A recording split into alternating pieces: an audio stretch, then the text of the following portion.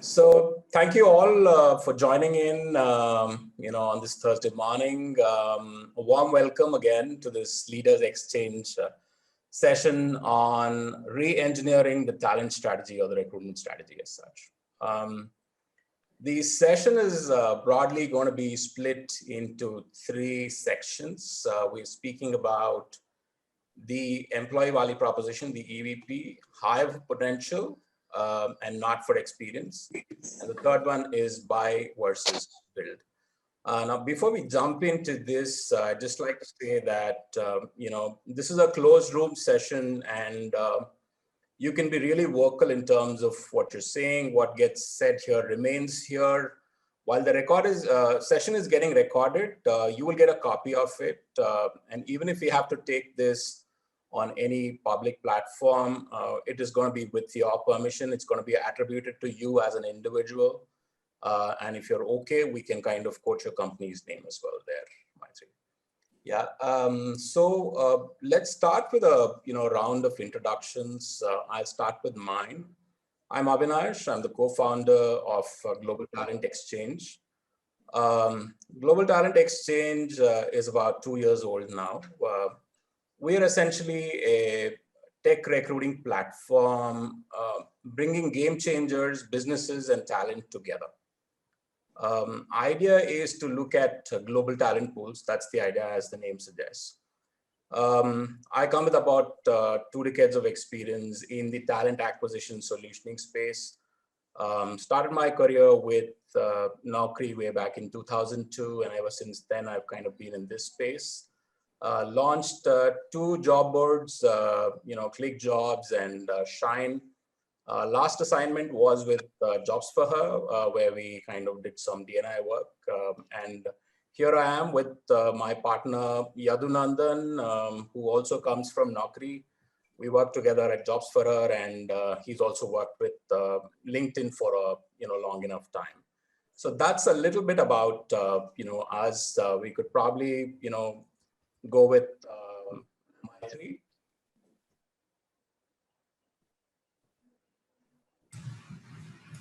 Avinash, you mean, did you take my name? I couldn't really understand the last thing. Yes. So we could, if you could introduce yourself, tell us a little bit about, your role, how do you impact the TA, Maitri?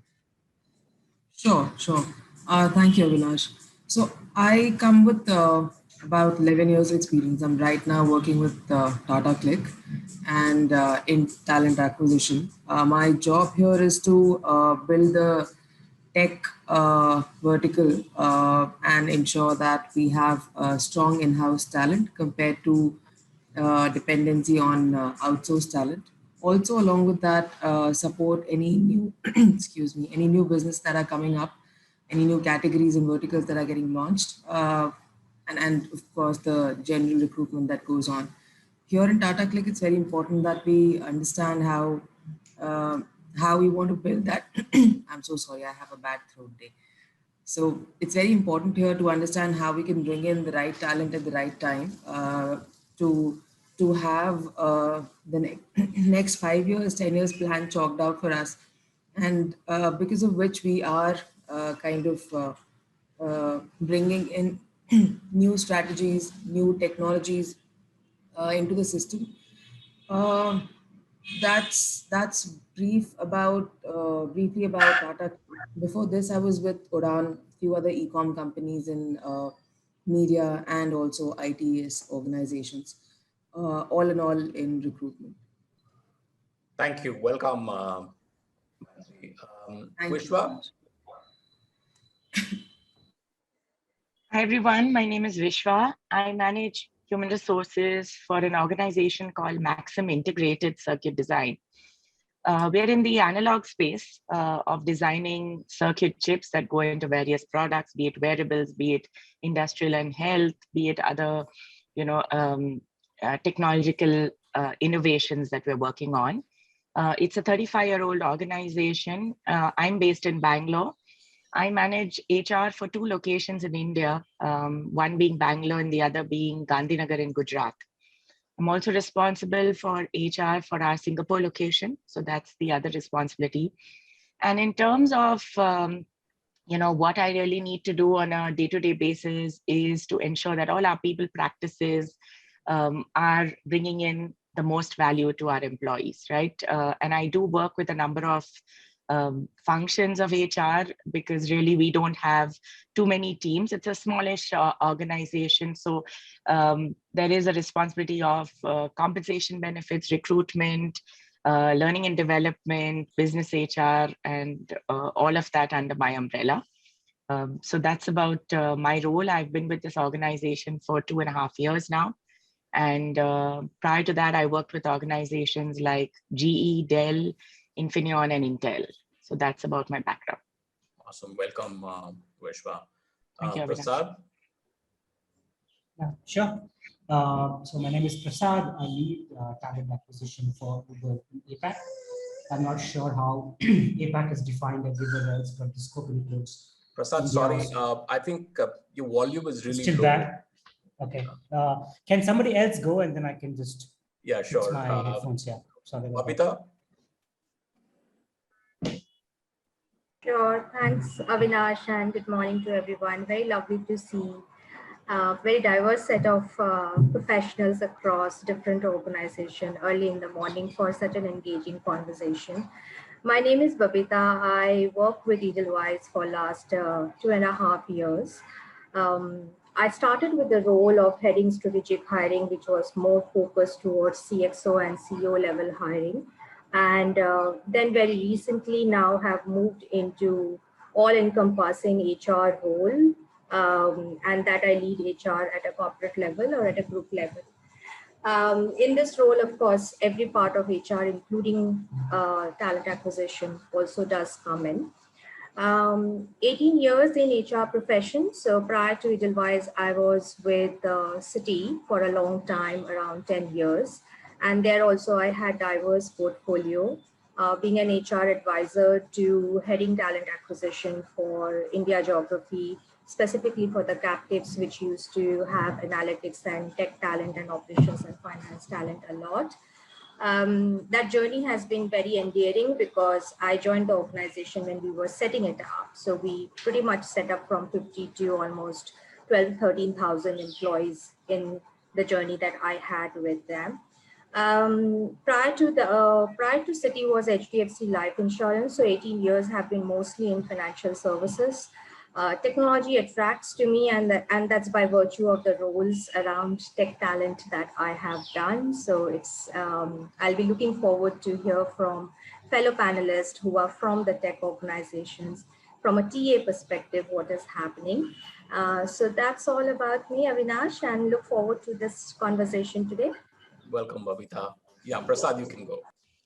Sorry about the audio. I hope I'm better. This is better now. So as I was saying earlier, I lead talent acquisition for APAC, which includes India, Australia, North Asia, Singapore, and Philippines. I've been with Uber for just about 2 years now. And prior to that, I was with Adobe for 5 years. I had a short stint with Walmart Labs for a couple of years. I joined Walmart to set up their e-commerce practice in India. And then before that, Google for a very long time, close to around 9 years. And then, my first 2 jobs were that of startups. I had my own entrepreneurial experience after my college. So that's a bit about, sorry, my dog is seeking a lot of attention. My apologies. She just wants to be on the screen. So that's about me. If you ask me what I'm really trying to solve for in the talent acquisition space today, very specific to Uber, it's about the brand perception that Uber is currently grappling with. I think we are trying to figure out how best can we represent our brand to the external talent market. Apart from that, D&I is now an integral part of every talent acquisition organization, and that's the same for Uber as well. Some of these things, and then scaling our tech presence in India, as well as our business teams, which drives the Eats business in Japan. So this is some of the primary focus areas today. I'm really excited to be part of this panel. Look forward to hearing from all of you and your perspectives. Welcome. Shruti Malia? Hi, Avinash. Good morning, everyone. Thank you for the invite. Good morning, all. My name is Shruti. I head the HR at Kongsberg Digital India. We are a Norwegian company, basically an engineering, oil and gas domain company, but the presence in India is more of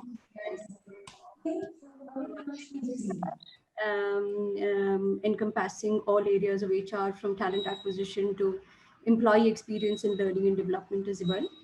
I come with about 13 years of overall experience. I started my career with IBM just out of college. Spent a couple of years in the US and then came back to India. I've been with Kongsberg since.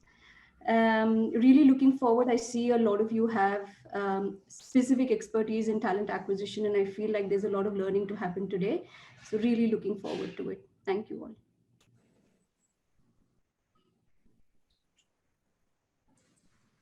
You're on mute, Avinash.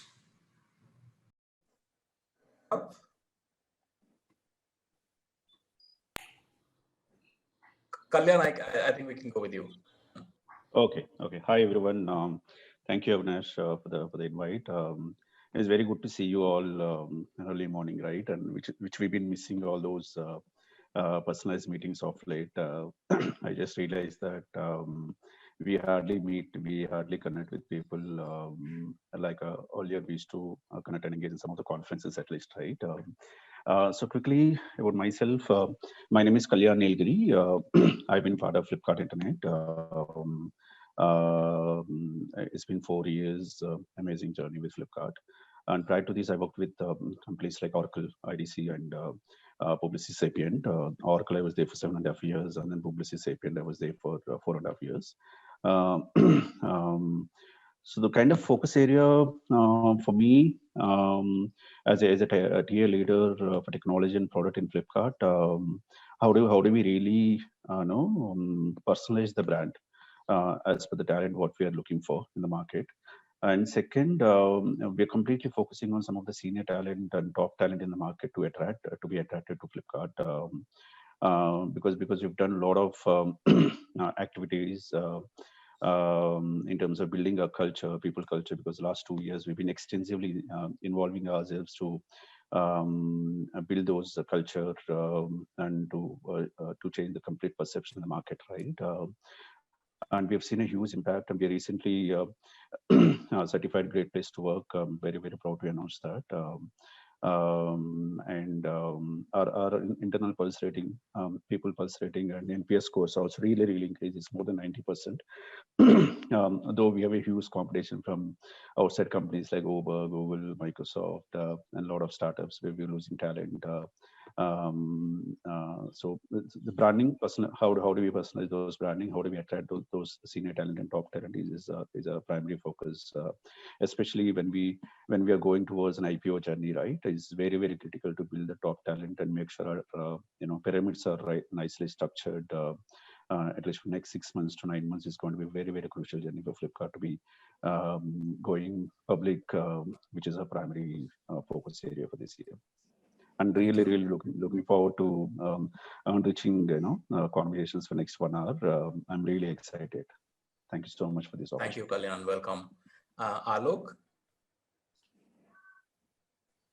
Hi, Avinash.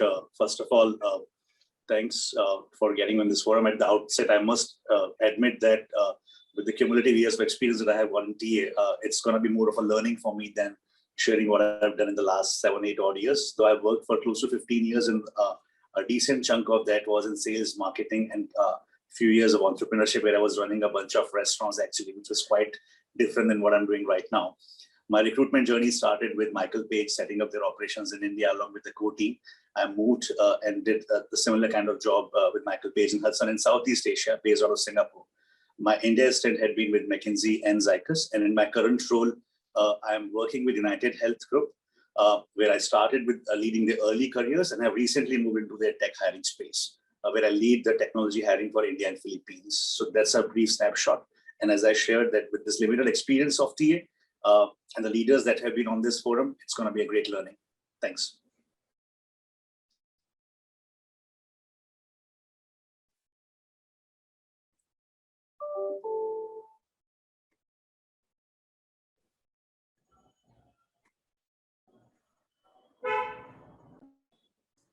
we'll continue in case Gaurav. Oh yeah, here he is.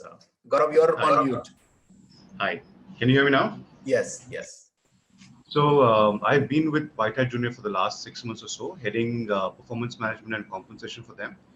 Prior to this, a decade with Deloitte. I had various roles there. I was heading total rewards for them. Prior to that, I was heading HR for one of their businesses.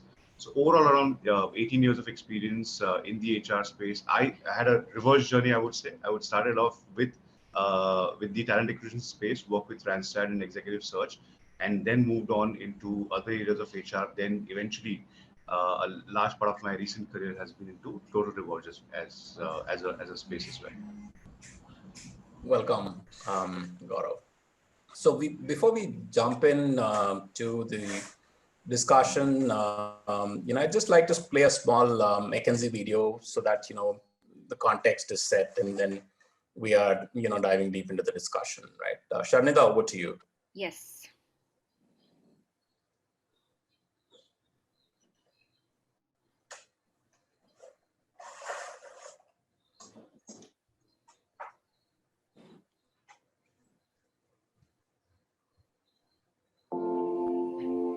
COVID-19 has reshaped the world in ways that will endure long after the pandemic ends. Remote work is here to stay. E-commerce is soaring. Automation is accelerating. Our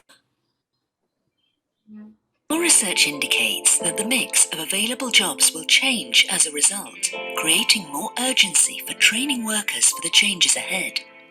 More than 100 workers in our focus countries, or 1 in 16, may need to switch occupations by 2030. Job growth will be more heavily concentrated in high-skill jobs, while middle and low-skill jobs decline. The explosion in e-commerce set off a scramble for warehouse workers that is unlikely to stop. Investment in the green economy will increase the need for wind turbine technicians. Demand for photographers may grow to address our increasingly visual ways of communicating. Aging populations in many advanced economies will increase demand for nurses, home health aides, and hearing aid technicians. Teachers and training instructors will also continue to find work over the coming decade. But the forces unleashed by COVID-19 have put other jobs at risk. Business travel is unlikely to recover quickly, and that affects flight attendants, airline mechanics, and baggage handlers. Use of self-checkout stands accelerated during the pandemic, displacing some grocery store clerks. Companies have deployed robotics to process routine paperwork, replacing office workers. We are entering an era of occupational transitions, an era that demands answers to 3 key questions. What new approaches to training can support the millions of people making these transitions? To protect the social fabric, what benefits, such as sick leave and unemployment insurance, are needed for all workers, including gig workers? Can business and government leaders come together to create solutions, not only for navigating the pandemic, but for navigating the post-pandemic world of work?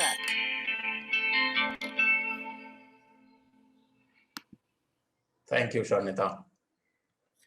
Those were some of the examples of how the pandemic has changed, the way we look at things and how it has impacted, our functions as well as TA leaders.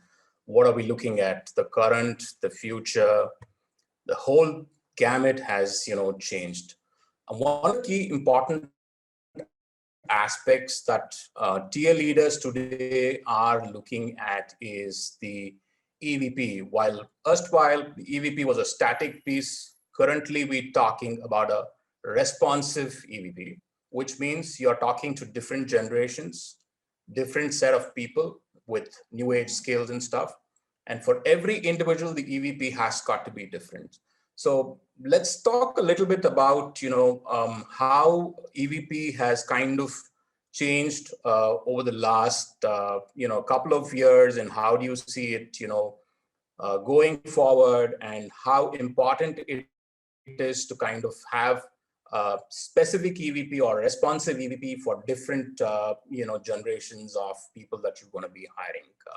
We probably start with Babita.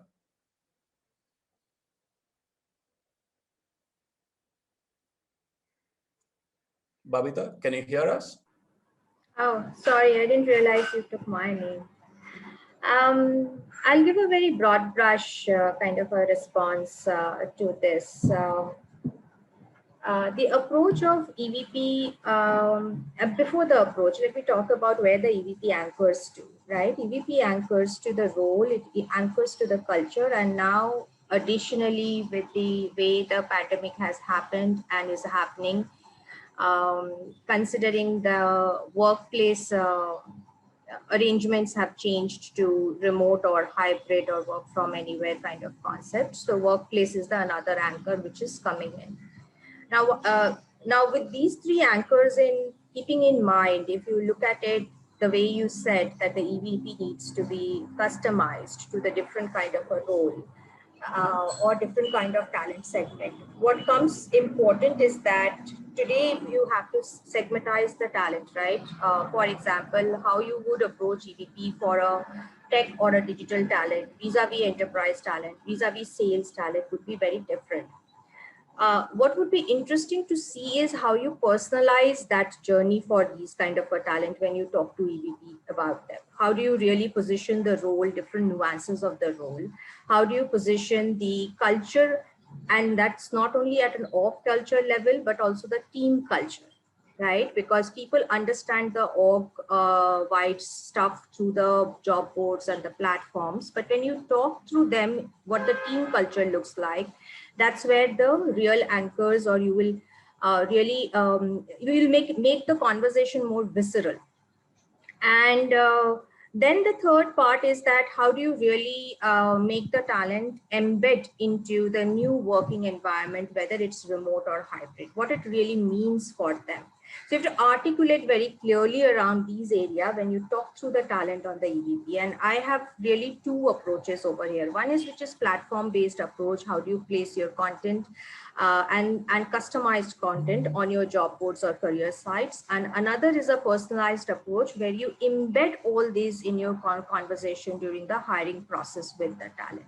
That would require prep to the interviewers, that would require prep to the HR, that would require prep to the recruiters and everybody on the same page, and really have to deep dive to call out those nuances across the broad roles that you are hiring.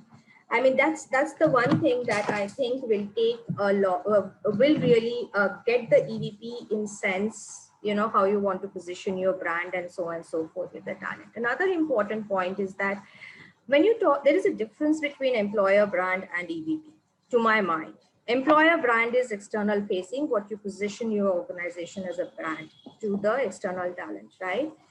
When you talk about employer value proposition, it's very lot of internal facing. Even your employees look to that value proposition that here I am working, I am giving value through, you know, my capabilities and the work that I do, and what is the value that I am getting from the organization, and combining these two, what is the impact to the society that is, you know, that this organization with my contribution is making.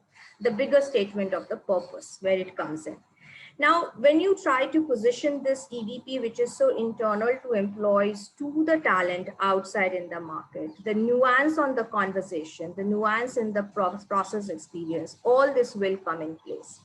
So it's really a thought through exercise rather than just putting, you know, certain good statements on the job boards or career sites. It's more about how you make people see and feel that value experience when they journey with us in the hiring process. That is extremely important. It's very little things in terms of how at each step interviewers are talking about their company. How are they talking about, you know, what kind of decision autonomy the role has, what kind of stakeholders they will be able to network with, what is the opportunity to collaborate with, what is the opportunity of inter and intra team communication, what is the opportunity of really growing beyond the domain into which they are getting hired for.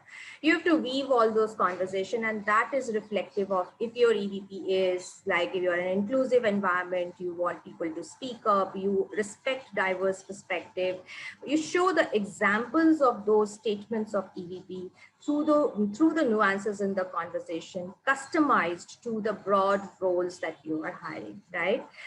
That's the change I think is going to happen or should happen soon, as we are moving into a very different way, different kind of talent, working in a very different kind of an environment. Thank you, Babita, for that perspective. Prasad, from your perspective, I mean, you handle multiple geographies. And how different is it when you're dealing with multiple geographies?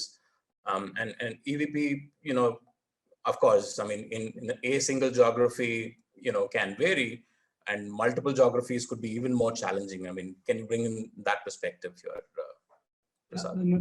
Sure, Avinash. I think Babita covered very well in terms of what EVP means, which is more towards internal employees than the external market, which is where brand comes in. So when Shabita shared this context of this conversation and EVP was mentioned there, I actually went back and looked up on some of the EVPs that Uber, or rather the market, thought was important before the pandemic started. So we do this exercise with LinkedIn, which most of you will be doing as well, where they would list out the EVPs and give us perception of what the market thinks about us. Interestingly, I'm very sorry about the doctor. To be for some reason she seems to be attracting a lot more attention today than ever before. Just bear with me if you have the background noise. So as I was saying earlier, I think a lot of that has changed and evolved, right? Things like work-life balance have now evolved into more flexibility to work from home. I think those things will continue to evolve and continue to remain. If I just call out some of the key EVPs that is relevant for Uber as an organization, it's about the well-being of employees. How do you make sure employees are engaged on this virtual platform? Things like challenging problems to solve for. But from a talent standpoint, what I noticed, irrespective of the pandemic or not, what really matters to a lot of talent in a product organization is the kind of work that they are able to do in a given workplace, right? That continues to be a biggest driver for us when we go to the market to attract talent. Be it the technology talent that we are looking to hire in India, or ramping up our business in Japan. The quest for good work will never end in India, right? Because there's so many companies in India today. Finding a job is not a big deal. It's about finding the right job. I think from my experience of having worked at Google and even later at Walmart Labs, one of the primary factors, because both these places had joined at a time when they were setting up its presence in India. I think key factor that actually attracts talent as a value proposition is the kind of work that they can do by being in India. The reason why I call this out is because a lot of organizations today are MNCs, which obviously tend to provide exciting work and exciting perks, but they also happen to not have a lot of exciting work in India because of their presence outside of India, the corporates being in the US, and most of the exciting or interesting problems are solved in those countries. So the Indian startups like Flipkart, or it could be any of the Indian companies, they have an advantage over this aspect because they are willing to provide that kind of a problem statement for people who are in India. Not many companies can afford to do that. Imagine, if you compare Flipkart and Amazon, they pretty much solve a similar set of problems. But how many of them in India can get to work on exciting problems that Amazon would probably be doing it in Seattle? So Flipkart can do that in India. Ola can do that in India. I think that's the key value proposition a lot of MNCs are now trying to bring to India. Uber, for instance, we are constantly looking at not making this a volume-based centers. We are looking at bringing in more interesting problems. Unless there is an exciting or an interesting problem that is going to impact the business, the leaders in India are not willing to let that come into the these countries. So I think I can go about a lot of other pieces which there are others who would want to talk about. But to me, from a talent standpoint, I think the kind of work that you would want to do in India is going to be a key value proposition to attract them. Gayatri? Yes. I think Babita and Prasad have really covered a lot of subjects, which I guess would be relevant for all of us and for the subject as well. I just had one point of view which I thought I'll put some light on. And this is something that I've just observed very recently. Uh, and this is something that I observed only in DataClick. We have a combination of a very young talent, and we also have very senior folks in the system. For example, the CHRO of DataClick is 30 years in Tata, and he's about 59. So his values and his beliefs are very different from what you'll hear from the young talent. Some of these, where I see a difference is that earlier the value proposition was that you have a stable job, you have you have a long-term plan, you kind of sorted, you don't switch jobs, and at that time, more than the profile, the company mattered to people more than anything else. The location mattered because they wanted to stay with the family, and compensation was something that they were all right with if they are getting a decent hike. Now it's now because of this paradigm shift, the value proposition for the current generation is changing. Now people want to have flexibility to work out of any location, and thanks to COVID, that is happening very fast in these last 2 years. They want a very competitive salary compared to what was there earlier. So, and I'm sure everybody's going through this offer dropout situation where, especially in tech, where the dropout percentage initially used to be 25, 30, and that used to be high. Now it's 50, 55, depending on the technology you're hiring for.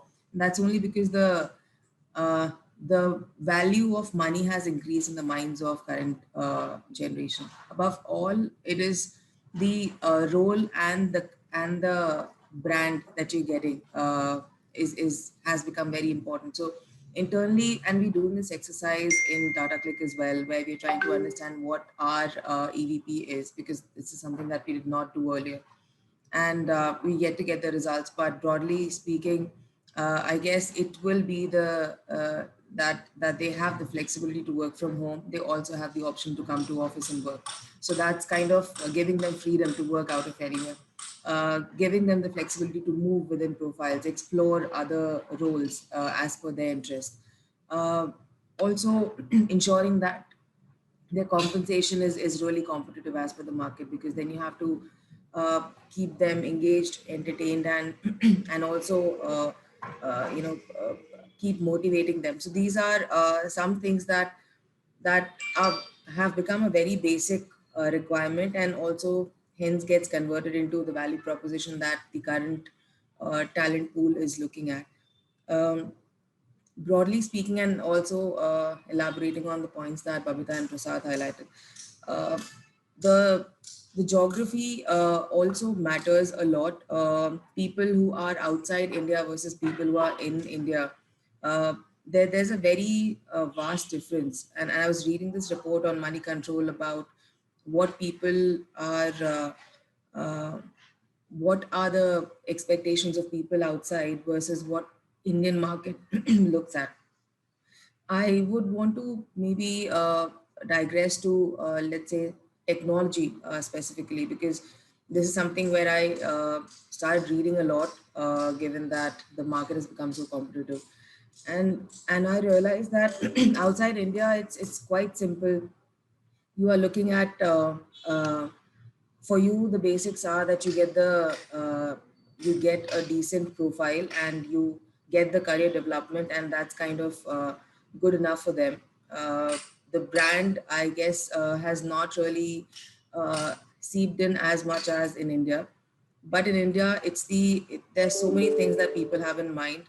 For example, the compensation, the career development, the positioning of the company in the market.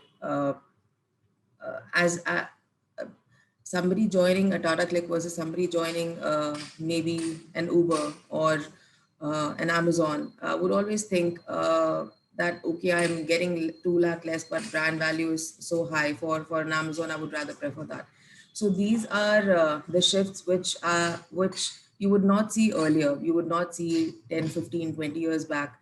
But gradually, this has changed a lot in the current market.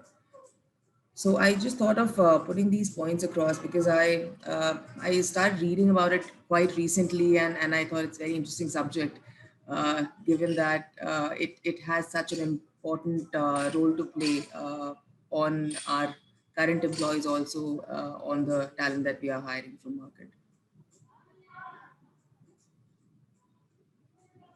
So much. Thank you. Vishwa Kapadia.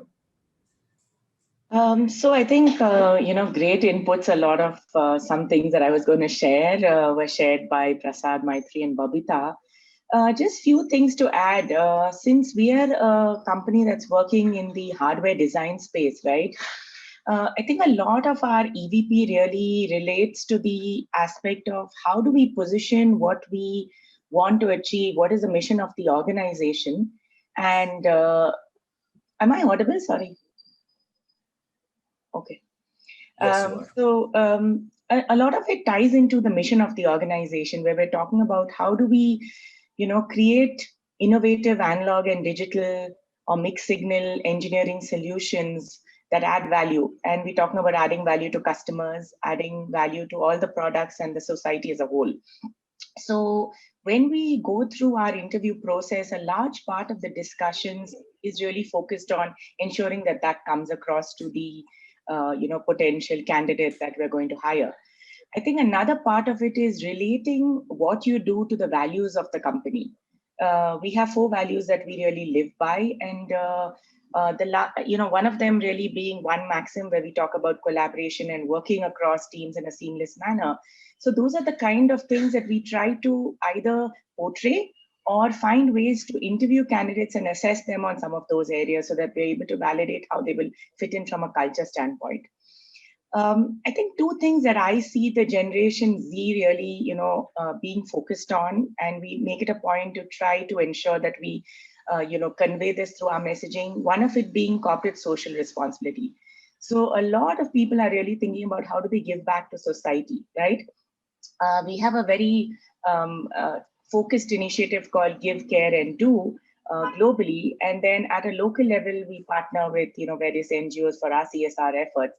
So we try to portray that and share what we do in the space, because that's something that attracts people. People want to give back to society, and that's a big focus. The other one is, this is something we've not yet got into, but it's definitely something on my mind in terms of how do we position our benefits for various age groups of the people we're hiring into the organization, because people care about, different benefits at different points of time in their life based on their family situation, etc. So is there a way that you can customize that and create a value proposition out of that to make your compensation more attractive? Because I think salary is one part of it, and everyone does benchmarking. We kind of get that data, we know where we stand. But I think benefits is going to be a big differentiator for organizations going forward. So that's a perspective I thought I would like to share. Thank you, Vishwa, for that perspective. Shruti? Thank you, Avinash. It's so interesting to see, because with Kongsberg Digital as an organization, we're not as brand established as some of you here today, being Flipkart or Uber. Our biggest challenge comes from getting the people to the door of even attending an interview, and the biggest transformation happens once they get inside the door, because we have, like all of us said, we have amazing work, we have amazing benefits, it's very, very flexible. But for us to even broadcast the EVP that we have, we are not at that stage as an organization as yet. And that tends to be our biggest problem, because to get someone to the door is our biggest challenge. But once they come in, our employees tend to be our culture ambassadors who are the tech panels, having tech discussions with all of these candidates. So I think for us, EVP and brand, I think Babita mentioned about external brand and EVP, it's very heavily connected for us. It's only after we're able to get past the brand impact or the lack of brand presence in India, at least. Of course, we are very, very well known in the Nordic region. It's only after that are we able to push forward and say, okay, listen, this is a great place to work and this is everything that we have to offer. And like all of you said, it's more about selling the organization and the role and the culture and the benefits that we have, instead of we going back and evaluating them more so, right? So I think our biggest challenge has been that, and amazingly, internally we've had very, very low attrition rates because of the amazing place that we are internally. But our challenges continue to be on the external front, where Kongsberg, I've never heard of it, or somebody said Kongsberg, I read it as Carlsberg, which is more of a beer company, of course, right? So those are the challenges, and EVP, of course, for us works in very, very high tandem with the brand that we have. But once they're entering and we start the storytelling experience of us as a 200-year-old company with amazing history and transformative growth, and then it's a bit more acceptable for us. So I think the challenge is a bit more different, but of course, very, very similar. Interesting. Yes, I mean, for a brand that's still trying to set up its space here in India, I think it's important that the employer branding is right up there. For a brand like Flipkart, Kalyan, how does this work? I mean, across functions, across levels of people, how is it different?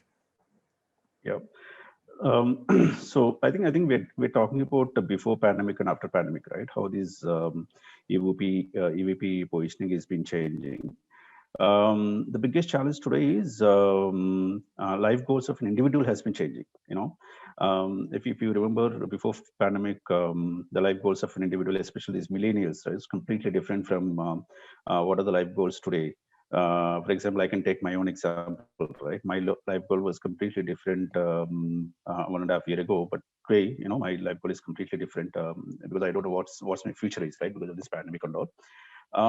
So how do we ensure that we're going through those personalized touch with these millennials and top talent, or any employee for that matter, right? May be attracting talent or may be retaining talent. One of the big shifts what we see today, talent started asking questions on more of a well-being and caring and healthcare benefits. How do we really stitch these EVP cultural and benefits around that, right? And today we have announced unlimited healthcare package for all the employees, right? That is a huge impact on the employee motivation and engagement, right? And second important thing, we always focus on career phase for attracting talent, right? But we don't focus on career phase doing internal to any organization. So can we explore that option as well?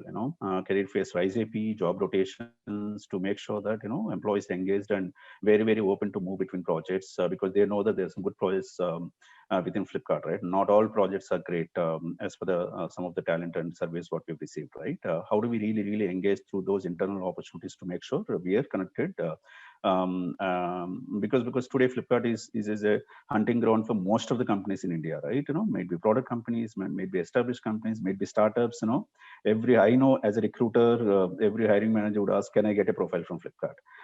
Right? To answer your question, Shruti, it's not easy. Being a brand, being an Indian-based company, right? To engage with that talent. So how do we really connect with this talent? Maybe internal. So I see a lot of change with respect to hiring manager perspective also these days. We don't just do buddy connects post offer engagement programs, right? We do buddy connects starting from initial connects itself.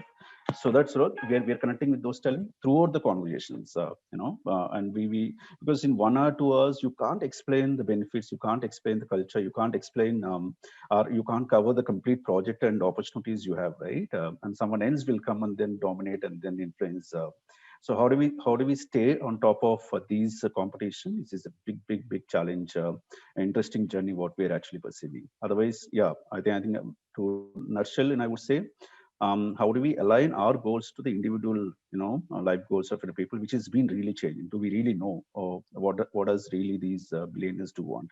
So with those personal connects, and they can't be standard job descriptions, they can't be standard branding templates, they can't be standards. These needs to be customized to enhance our EVP positioning with respect to each and every individual candidate, their own interest and goals. Absolutely, Kalyan. Can we hear your perspective on this? Alok, can you hear us? I can hear you. Am I audible? Yes. Right. So, Avinash, here's my thought, and I like the idea of pre and post pandemic that Kalyan referred. Personally, within United Health Group, I think I felt this whole journey of how we were perceived earlier, and our EVP had already been a more subtle brand coming from a healthcare insurance sector. The way we have promoted ourselves externally as well as internally was pretty subtle, and eventually the whole EVP theorem took a turn when the pandemic hit in terms of how we were engaging with the offers that we had made, how we were really connecting with the candidate pool, how we were kind of establishing ourselves as a brand which possibly look at candidates beyond what value they bring on from a technical perspective. I think whether it was honoring the offers that we had made, calling out people, for example, who had lost their job in the pandemic and trying to establish a platform where we will be open to give opportunities to the talent pool, ensuring that the internal talent gets a lot more mobility internally as well, again, so that we are able to understand what kind of stress they are going through and how the world has become absolutely different place for them while they are operating from the home. I think it changed the complete game for us. And in the last, I would say 12 to 15 months, what we see is that the talent started reciprocating to us differently than what and how it used to reciprocate us earlier. When Kalyan also touched upon the fact that how there are a lot of players that have always been the hunting ground for a lot of tech companies, be it Flipkart or Uber or other e-commerce players, and specifically when United Health from a healthcare banner is trying to transform into a digital health company, I would not shy away from the fact that we look at the talent that can really move from the already established organizations where they have proved themselves performed. And what would not attract them is a Fortune 5 label, but what would attract them is the kind of work that Prasad talked about as well. One, how sensitive you are to the candidates when it comes to the whole employee journey, the candidate journey that they've got, what kind of technologies they're going to be playing with when they're going to work with, which kind of classifies the kind of work you would be doing. At the same time, how much we are invested in their journey as well, which ideally EVP to a larger extent would not be able to showcase, especially when they are the candidates and not an internal part of the organization. I think it has to be beyond that. And we are still into that graduation journey, Avinash, where we're still figuring out what will click with the candidates, even the candidates demographic for that matter, that we hire, for example, which might be across operations and tech. I think to each his own. There is no one size fit all. So from a larger context, I think it's a learning journey. It's an interesting curve at which we are, because what might click for a certain pool of candidates is actually not working for the rest. So my point would be that even the EVPs that have been established for years for organization of our size and strength for last 3 or 4 decades have come to a stage where we are revisiting it again. We're figuring out what needs to be there to attract the next pool of talent, because the war has really begun. Absolutely, Alok, can't agree more on that aspect. Last but not the least, Gaurav, we'll get your perspective on this aspect.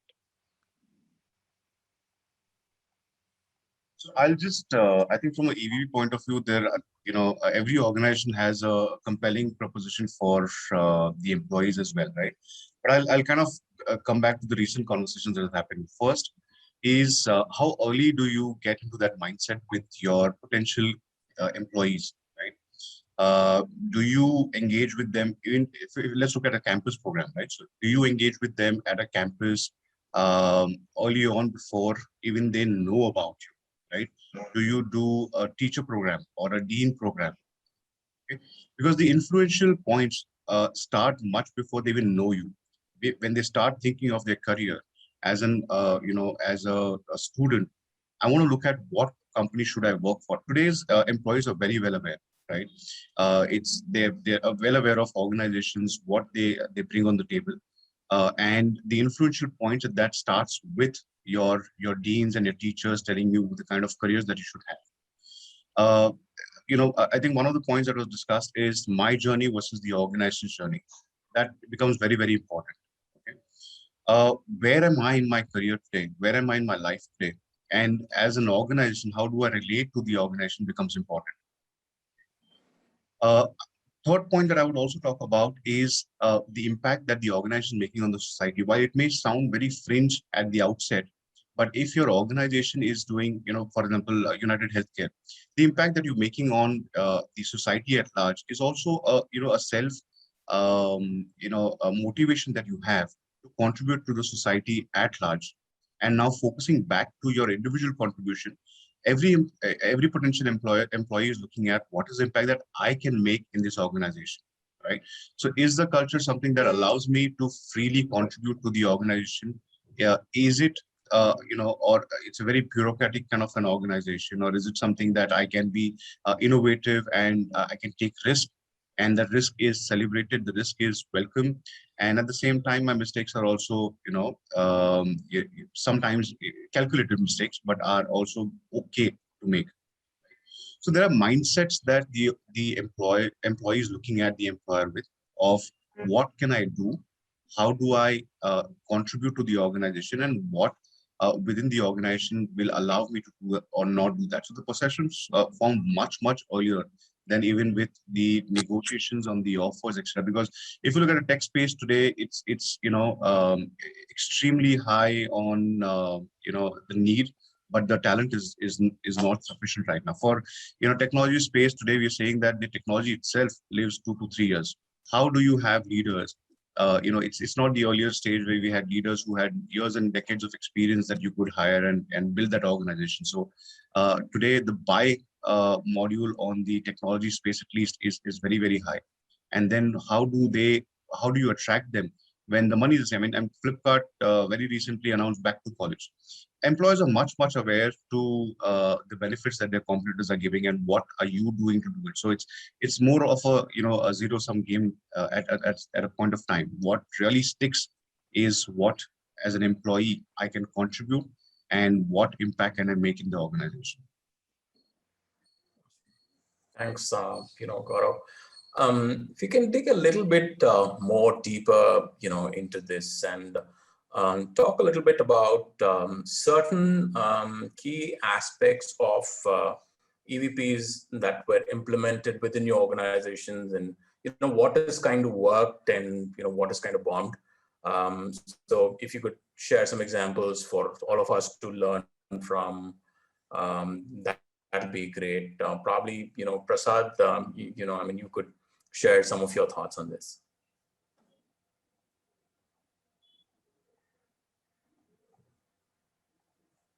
You're on mute, Prasad. Sorry, can you rephrase that question for me, please? So what I was trying to understand was, in terms of the EVP, how have you, framed certain newer aspects that you want to kind of communicate to the Gen Zs and the Gen X, Gen Ys, right, the millennials and stuff? And what has worked within Uber as an organization that could probably be picked up by the rest of the organizations here, and what has not worked as well? Yeah, I think, sure. Let me talk about what's not worked for Uber. Right? Before I came to Uber as a potential candidate, I had my reservations about the brand, right? For all the reasons, obvious reasons that Uber went through, in its early days. We have our own share of controversies. So I was actually quite skeptical in terms of, what does it mean to work for a brand Uber, which is pretty volatile, right? And but fortunately for me, I had a lot of friends who worked here, so I had, I sought a lot of feedback before I made a informed decision.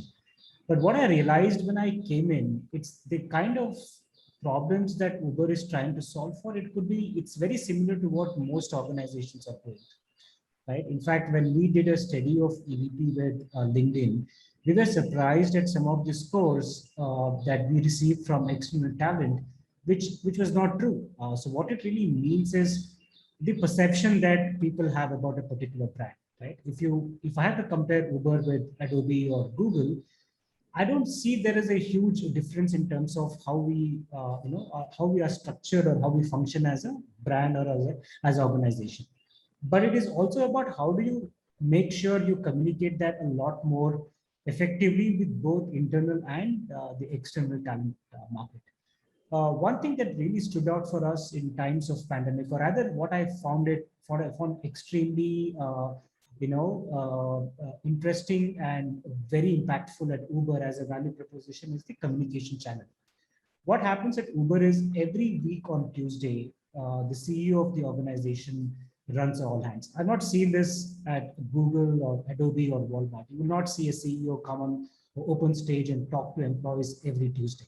And it's been happening at Uber for the last many years, even before Dara came on board, or when Travis was, it's probably what Uber set up when they started the company. And a lot of startups do this. But to sustain that, even when you are a large organization, it is actually a pretty demanding task for everyone. So what it really means is when we went the last year and a half, we went through a lot of phases where we had some restructuring, we made some hard decisions, we decided to scale down some businesses. But what really stood out for me as an employee is the leadership team coming out and openly communicating about the context behind some of these decisions. I may agree or disagree with the decision, but the fact that there is an open forum for employees to ask, and you should, I'm surprised with the kind of questions that come up on Slido whenever we have this weekly all hands, and the leadership does its best to answer every question. Again, don't get me wrong, that not everybody will walk away with an answer that they want to hear, but they at least have an answer from leadership. Many companies probably lack in having this structure, because as you grow, as you get bigger, it's difficult for a CEO to be like constantly connected with the employees. I think Uber does a fantastic job of that, and that actually cascades down to a different level of leadership. While we may not do everything right, what we do really well is making sure that the communication channel is kept very effective, and it's open for people to voice their concerns. They don't necessarily have to go on Blind or any other channels to always talk about it. And there are some very, very hard questions that are put up on these forums, not just for the CEO, because the culture is set for people to question the leadership, and that actually cascades down all the way down. Because when we did a restructuring in the TA organization last year, there were a lot of hard questions that were asked to us. Now, I don't see this happening in many large organizations. Uber, mind you, though we are considered to be one of the newest companies which has gone public, we're a fairly large company, which is across different parts of the world. So everybody having a platform to communicate with leadership, to me, that is actually stood out, especially in times like this where you're not there physically present, meeting with people. This channel becomes a lot more effective. That's my, one thought I would like to leave behind here.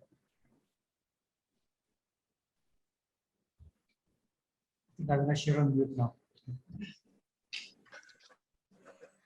You're saying employer brand and internal communication are the two key aspects that kind of really worked out in your. I think also I want to structure my thoughts around the current situation, right? What is more effective? Will this be effective as we 2 years back? Maybe not as much as it is today. So I'm bringing a lot of thoughts around what is the situation we are all in, and what is the most effective value proposition that could impact the organization. Sure. Thanks, Prasad. Click. What you guys? Sorry, were you asking something? No, Maitri, I was asking Maitri. Avinash, I think you're breaking. Your voice is breaking, so I was wondering whether it was Prasad or me who asked that question. Yeah, Maitri, it is for you. Plus, what has worked for you at Tata Click? Sure. So I was just listening to everybody and I was gathering my thoughts. For us, it's the it's the Tata brand. So a lot of values come from that brand, and that gets transferred to the employees as well in a way. But in the last 1 year and right now also, it's the combination of being a startup and being in these COVID times, and also trying to create a brand value in the market. So combining all these three together, there's a lot of work that has to be done right now. I think in this rat race, everybody, and especially the startups, they end up comparing each other with the other company.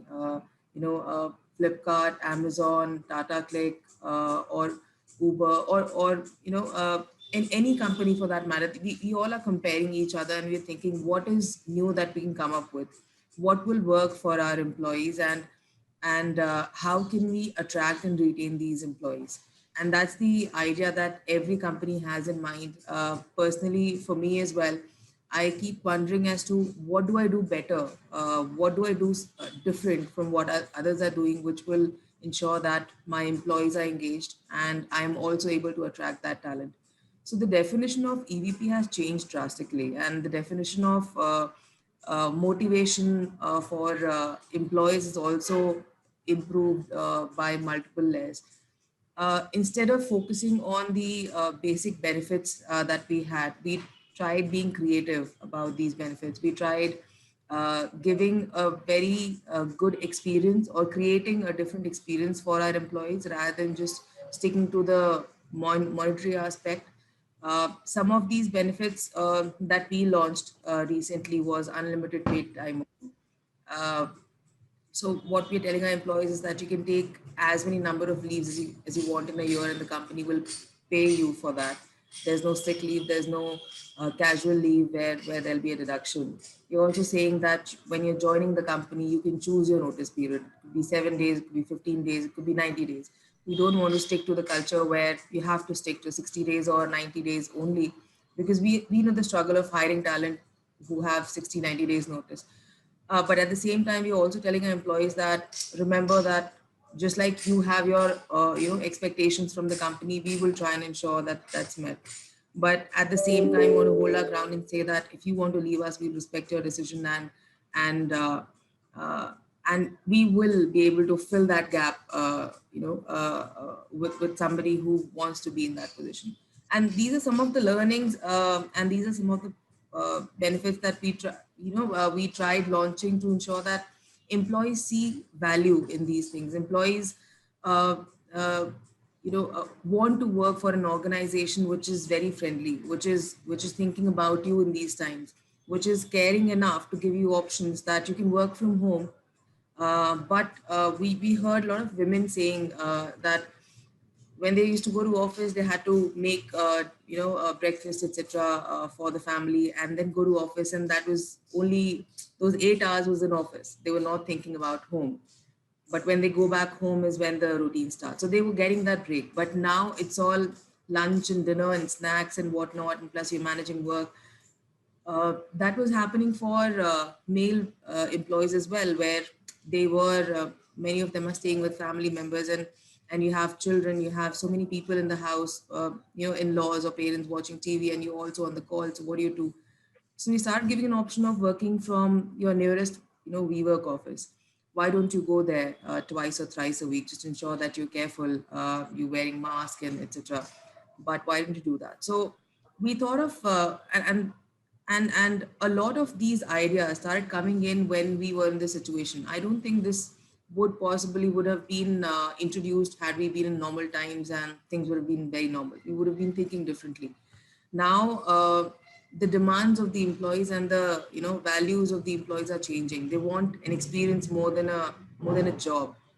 And how you can enhance that, and how you can ensure that what they want you giving them, but at the same time what you want you getting as well. That's where you'll have to draw a line and find those benefits, those perks, introduce those values which work for both the parties. So that's my two. Brilliant, Maitri. Thank you. So benefits and experience is what you're talking about. Let's hear from you. A large organization like Enterprise. So how's it been? What has really worked for you guys? As I was listening to Prasad and Maitri, it just struck me that there are certain elements of EVP which probably kind of still remains anchored in the organization, like your values, right? Some aspects of the culture, which generally don't change so much in a wide span of time. But there are certain other elements of EVP which, as they were speaking, I realized, it's evolving, it's dynamic, it needs to be contextualized. For example, employee care is now the most priority for every organization. And every organization is doing multiple things in employee well-being and employee care, right? Whether it's special leaves or, as many leaves as you want, whether medical insurance being topped up, whether counseling services, 24/7 doctor services, employee connects, so on and so forth. Interesting is that how do we bring these propositions that an employer is doing for employees, which employee is valuing so much, while talking to a potential employee? How early in the process we are able to make them feel that, as we are engaging with you in a conversation where we can see a potential relationship going forward, but this is what this relationship would also look like for you. And, at some point in the process, near to the process where we have kind of said that, okay, this is the person whom we're going to hire, how do you engage him to meet some of the leaders, some of the employees who have gone through the journey and experienced that value inside the organization, so that they can really feel that, yes, if during the process, so many people have talked about this is what is being done in employee care, this is how they're living up to it. Second thing is, I'm sure a lot of organizations must have faced that when we are speaking to candidates during the process, they unfortunately may have got stuck by COVID. How did we render help to those candidates who were in the process with us, yet not joined us, but still, rendered that help, right? That makes the person feel that, what is it that the employer would mean to us if I join this organization. So this is the contextualization piece of the EVP, where we have to think that, what is it that is a value that is morphing based on the situation and what we are doing for the employees, and we are also talking the same thing on making the potential employees to see that this is how we are taking it forward. Third example could be, I'm sure most of the organizations are in their journey of digital transformation, because business models are changing, consumer behavior is changing. So there must be a lot of work that is happening towards first step on familiarization of digital to the employees, right? Because every employee would be at a different maturity curve of understanding business through digital, right? But how do you really translate that and bring that story up when you are interviewing a digital employee? When you are interviewing a tech talent, how do you translate that story? What is it that would look like for that talent? How would that talent would see what is happening inside the organization? How honest and transparent where you are in your digital journey, and hence the talent value that that person would bring to the organization, and hence that journey is going to be meaningful for that person. So this kind of a morphing of contextualization, storytelling, and bringing what we are doing inside the organization to the talent outside is also another aspect of EVP, which is now evolving and will take a lot of importance, I think, from now on. Thank you, Babita. Wonderful thoughts on that. Which, a typical, semicon sort of a industry must be slightly different compared to, the rest of them. So what's worked for you, Vishwa, at your organization? Actually, surprisingly, not so different because ultimately, I think a lot of it, what I heard from my fellow speakers was about how do you stay connected with employees in the current pandemic situation. So we found ways that we can communicate, right? Probably not something that we've done as frequently with the open forums with our CEO, but we've been able to include updates related to the pandemic in every single all hands meet that we do. Our intranet has a dedicated section that talks about things that are happening with regards to the COVID situation. How is the organization supporting policies, phases of opening office, status of, various countries that we operate out of, etc. Similar to many of the examples shared, we've also included some new benefits. I think insurance is a common one that we've done. We've put something in place for our home treatment because there was a lack of beds available, and that's something that many organizations work towards. We didn't have it covered in our regular insurance policy, so we took a separate insurance coverage for that. That was very appreciated by the employee force. The other one was really in terms of things like procuring oxygen concentrators for our employees and keeping that, handy, because that's something that we felt will be very useful if someone needs it. So these are some of the smaller things that we've done in terms of ensuring that we're able to cover employees. Even in terms of insurance, we thought about what kind of a time frame do we want to cover. Is there some other process where we can allow for reimbursement of claims during maybe the initial part of the phase 2 of the pandemic, because our insurance policy probably came into effect around April, May, the home treatment one. So we wanted to ensure that people who are being treated at home from the beginning of this year are also covered. So we've put some of that together, and I think that's made a big difference. And connecting with employees, I think HR and the local leadership team has definitely taken it in their stride to talk to employees more often. So we do these connect over coffee sessions. We try to combine it with some information so that we have, we're drawing an audience to come in, because sometimes people are so tired of the number of calls they're attending, every day. So they may not opt to join, and we want to encourage participation. So we try to combine it with some information or something useful. We did a session where we spoke about how do you care for yourself, because that is one thing we realized that a lot of people are kind of neglecting in the current times, right? They kind of put things aside. There's no demarcation between work and personal boundaries because everyone's working from home. And how do you make that a priority to ensure that you do something to take care of yourself, mental wellness, physical wellness, whatever it be.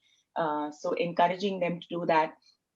We've organized, yoga sessions because everyone's realized the importance of breathing. So that's something that we're also doing to ensure that there's wellness happening and people and their families can participate, employees and their families in these sessions. So those are some of the things that have been, very useful, and I think quite similar to what the others shared in terms of connect and benefits and just wellness overall. Thanks, Vishwa. Kalyan, at Flipkart, what's worked? Okay. Work from home doesn't guarantee work-life balance these days, right? That used to be a perception. Now it got killed. So the biggest challenge for us in Flipkart is employees don't volunteer to take breaks because they don't know what to do, right? If they take breaks. So what we recently, or not, I think it's been more than 1 year. What we started doing, we made some mandatory leaves at BU level. Once in a month. And that got really appreciated by the employees because they felt really happy. Okay, others are not working, I'm also not working. Let me take a break and let me take some personal time off, with my family, right? And second thing, we have kept one day as no meetings day to make sure that they manage the rest of the. So what I'm trying to say is you have to really force, that to showcase that we care for you. And it's completely up to you. How do you want to really balance your work and personal life, right? And second, the most important thing is mental health. These days, I think I echo with what Vishwa is trying to say, right? What kind of activities will really bring more better perspectives with respect to physical and mental health.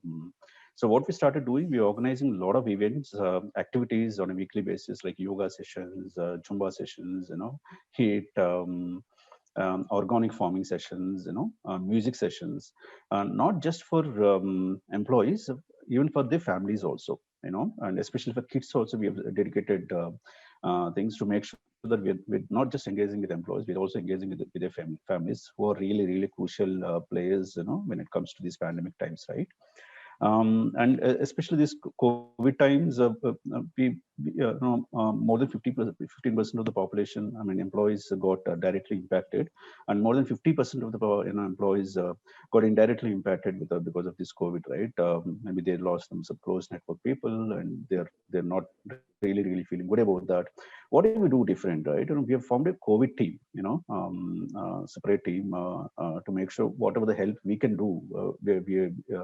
For example, we do get a lot of posts on WhatsApp, but we are not sure whether it is really validated or not, right? This team really validates and then provide the right and sufficient information to the employees, because now employees are working from everywhere, right, in India, across different locations, so that we can connect well and we can reach out to those people. And on our LinkedIn tags, right, and people have really appreciated some of the, we save lives. We are very proud to say that because of this initiative, we save lives.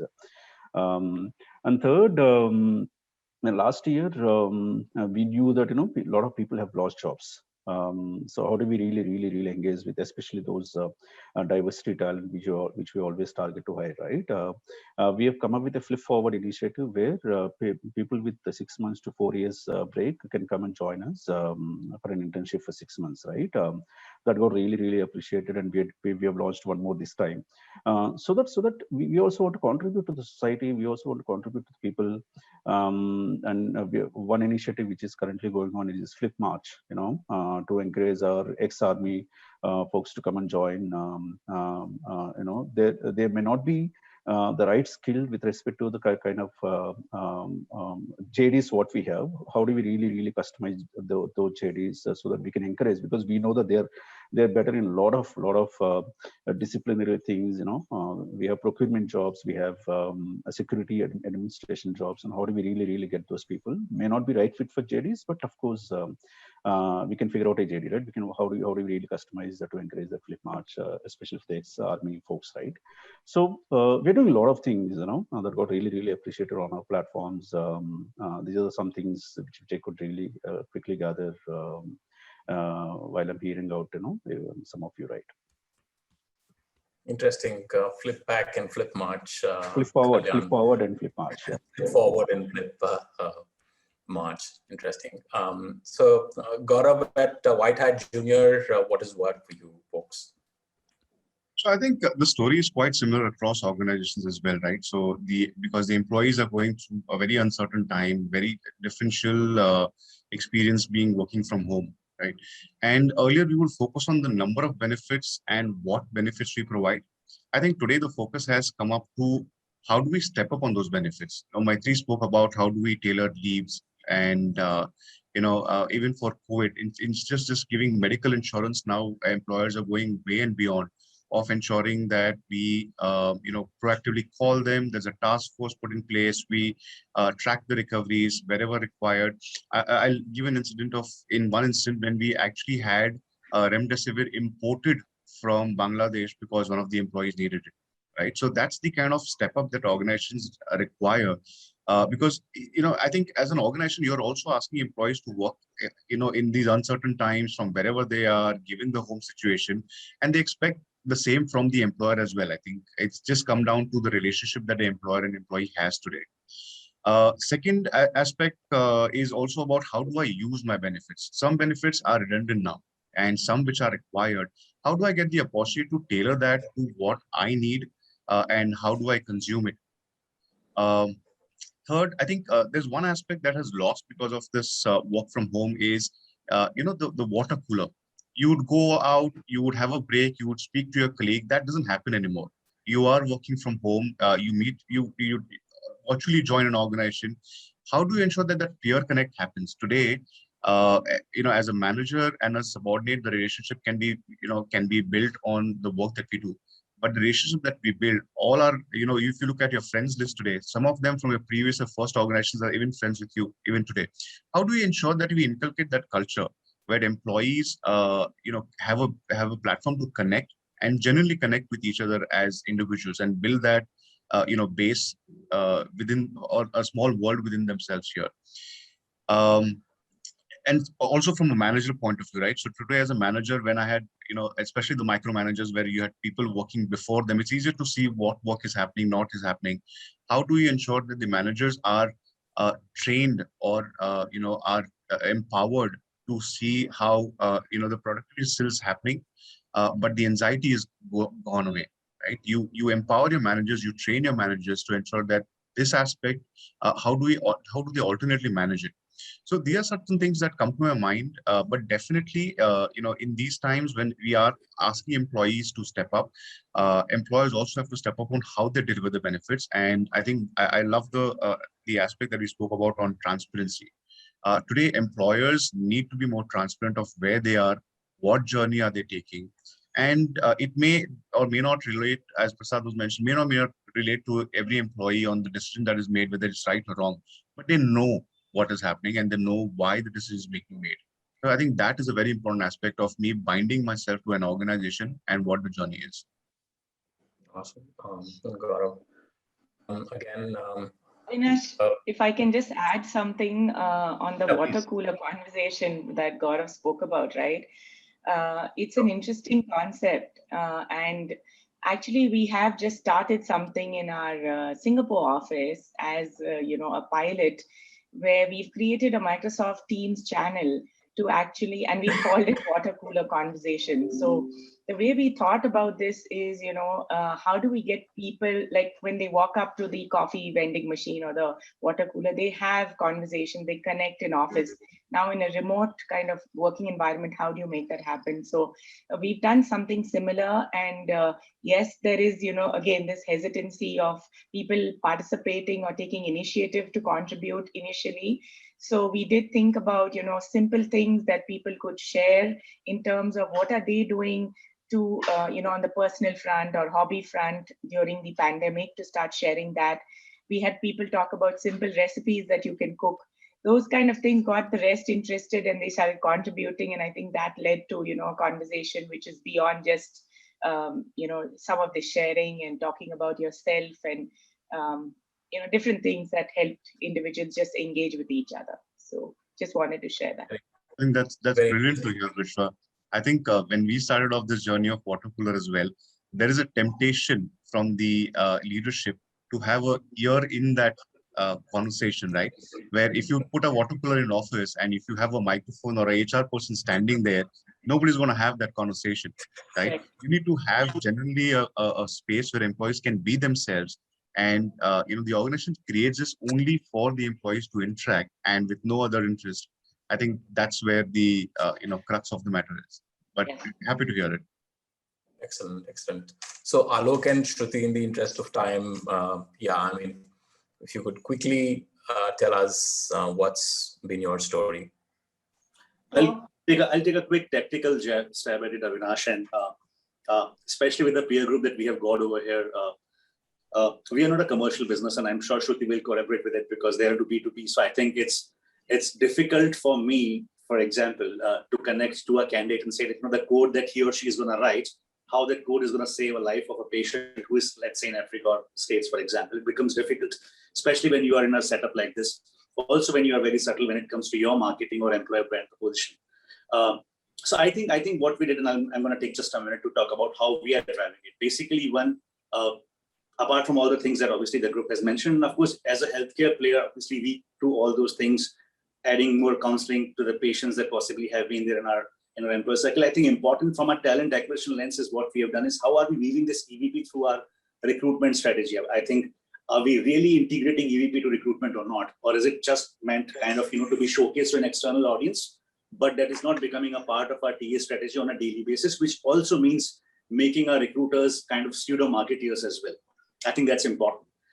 Also, I think the second piece that we are working on is how our EVP is living up to the promises that we make actually. So when we talk of UHG as a healthcare company and Optum as an umbrella brand under UHG, and when we talk of making healthcare better, how do we lead by example by doing it for our own cohort over here? And of course, for the candidates that are connecting with us. And the most important piece, Avinash, that we have tried recently, and I'm working on the initiative, is how do we see the candidate behavior analytics throughout the journey as well. I think it's important that the way consumer behavior is evaluated and kind of augmented to see how are they behaving while they're making a purchase. We are trying to see how our candidates are responding and how their behavior can be tangibly quantified and then qualified to see how they will react to a certain step that we take, what they react positively, what they are kind of not very comfortable with. I think these are few tactics, and I'll use the word tactics because they are still tactical in a tactical shape right now to figure out how the larger EVP can actually be convoluted to figuring out how a candidate behaves and are they going to behave any differently. So I think it's an interesting journey for us. And as I said in my note that we are competing for the talent, and with the brands like Uber, Flipkart, Whitehead, which has made news in the last couple of years, Tata with the ethos of and the backing of Tata behind, I think it becomes super difficult. Even for a brand of our size, an organization of our size, to really connect to that candidate and say, you know what, this is what you're going to be doing. And with everything provided by all the players over here, right, from a healthcare perspective, I think it becomes really more challenging. So I think the journey is continuing and we are seeing to it, how can we decode this? Absolutely, Alok. Thank you. Quick one, Shruti. Yeah, sure. In addition to everything everyone mentioned, I think there were two things that really brought in the wow factor for us, specifically in COVID times, right? We always spoke about putting people first, and we've been saying that for so many years, but this was the time for us to really prove that we put our people first. I think there are two things that we did that really stood out for us. One of it was, in addition to everything that all of us discussed, of course, very common, and we said that if in an unfortunate situation, there would be death of an employee, we would go ahead and continue paying the salary for the next 2 years for the immediate family, and then take care of the employee's children's education until they finish degree. And that really stood out because it somewhere gave our employees a sense of peace, saying that, you know, worst case scenarios, if things never worked out in terms of my health, my family would still be taken care of to a certain extent. So I think we really pushed forward and said, we are here for you and we will do everything in our capacity to support you, specifically during the COVID times, right? Another thing that we did was when we were vaccinating our employees, we included the people that we rolled out offers as yet. We said, we've rolled out an offer and we definitely think that you are a part of our family. We're conducting a vaccination drive here. It's on the company. Please, you along with your family and, you know, everyone, please come and get yourselves vaccinated if you haven't. So we went all out that way to say that, you know, we are here for you. We'll do everything in our capacity to make sure that we're able to support you in, you know, whatever limitations that we have. And the needs that were last year were completely different from what we had this year, right? Last year it was, we sent out a COVID care kit home. There was shortage of oximeters and all of that. This year, the needs were much more different. This year, it was hospital beds, oxygen cylinders and all of it. So really, it was checking on the pulse of our employees and catering to that pulse and saying, okay, this is the need of the hour. Let's see how we can support them. Awesome. Thank you, Shruti. What I think it's resounding that, you know, the human aspect in the human resources actually playing well, and I think, you know, that's making the impact on the overall, you know, piece of the talent attraction and, you know, kind of then, you know, boiling down to the hiring aspect of it. Fantastic. Getting on to, in fact, we're running out of time, but, you know, I mean, we'll try and see what perspectives we can get on this aspect of, you know, a hire for potential and, you know, not for the experience. With, you know, audacious goals and ambitions that, you know, companies have, of impacting the planet, making the planet more healthier, making it more financially inclusive. There are a different set of skill sets that are required for organizations to meet these ambitions and goals, right? And most of these are the new age skills and technologies that are required.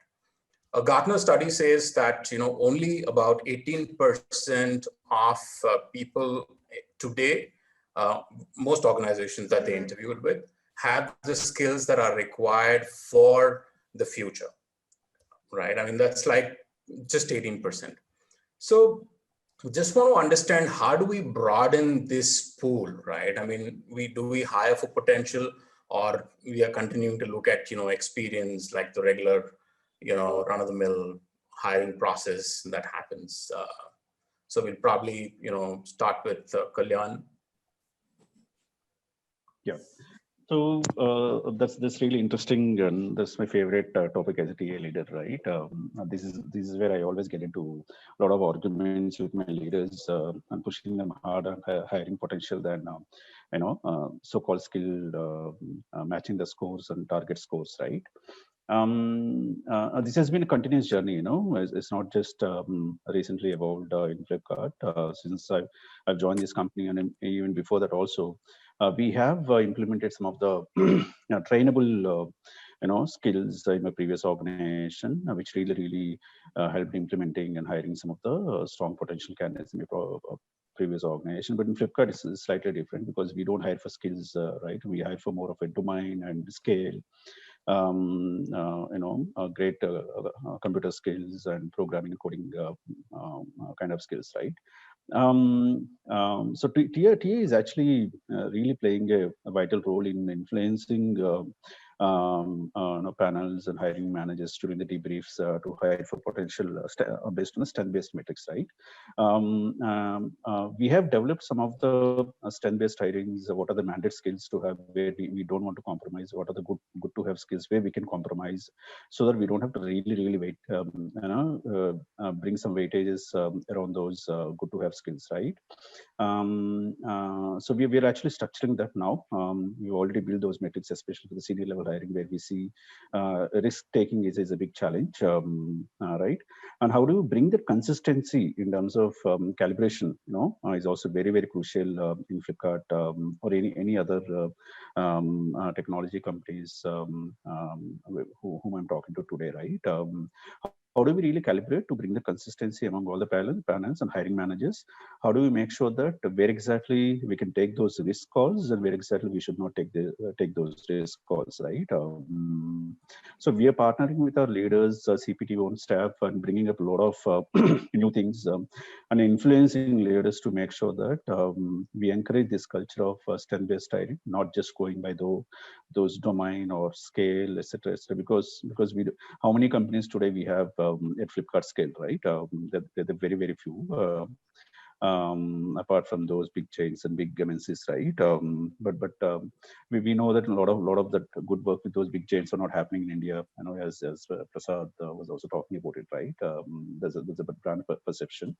And second thing, the biggest challenge is also how do we level the position, right? Because I can give you a quick example, right? Our Amazon ST3s are architects in Flipkart, is the right perception to have. Similarly, Flipkart ST3s are arcs in any other startups, right? How do we really change the perception and bring that leveling gap clearly done right, and experience gaps what we have? Those perceptions bias for a lot of unconscious bias for hiring techniques, which we are also trying to.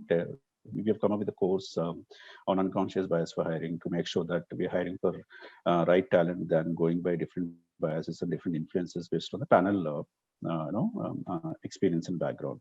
So net, I would say that I think this is really important to focus on strength-based hiring than just sticking to those skill-based or experience-based hiring techniques. And how do we really disrupt the hiring process without compromising on the bar is always a good challenge to have, which we are trying to solve for. Brilliant, Kalyan. Vishwa, at your end? Yeah, so I think one of the things that we try to do as we are hiring, right, in terms of for potential is really be able to assess, the resilience of the candidate. I think that's something that we want to ensure that as they move into different technology areas, right, are they comfortable? How do they look at, prospective problems? Do they kind of, how do they approach it? I think that gives us a sense because of course, what is on their resume will have a limitation of the skill areas we have, but we want to know if we have to, expand in a particular area or move into newer technologies, will people be able to do that, right? So we ask for situation-based questions on that front. I think that gives us a pretty good sense in terms of, indications. The other thing that has helped us in terms of also being able to, attract women into the workforce, and this is like a global, pilot we've tried, where we've used a website that actually screens out certain words in a job description which have a gender bias annotation to them. Right? So if the job description talks about things like, say, aggression, that's something that may not work so well for, when you talk about the women employees. So how do we ensure that those kind of things don't come out in a job description so that we can eliminate, portraying those kind of aspects of a job, because we can rewrite it in a different way. So I think that's something that also has made a difference in terms of us being able to, attract for potential and hire for potential. All right. Okay, back to you. Avinash, did you take my name? Yes, I did. Okay, sure. I think for us, of course, at a certain level, we want to hire a certain niche skill, but we definitely understand that it's not the long-term solution. We cannot keep matching up to salary expectations or role expectations that come in from external talents, right? So definitely a heavy focus on building our talent internally. We put a lot of focus on that primarily. We've also more recently come to understand that our employees don't seem to be heavily interested in, long-term training courses that we would do earlier, like a classroom training or an online training. What's really helping is the bit-sized training that they undergo based on their own flexibility and when they want to do it, a more personalized learning approach, be it through Udemy licenses or your Pluralsight licenses or even mentorship approaches, which gives them the flexibility to learn at their own pace, number one, based on the goal set by the management or the manager, of course, and mostly to make it a bit more bit-sized and smaller learning opportunities rather than long-term, like a 5-day or a 4-day training program, which is not really that effective. At least that's what we've seen. And then secondly, given the opportunity to reinforce everything that they've learned as soon as possible, that really motivates our employees to keep building up on their skills.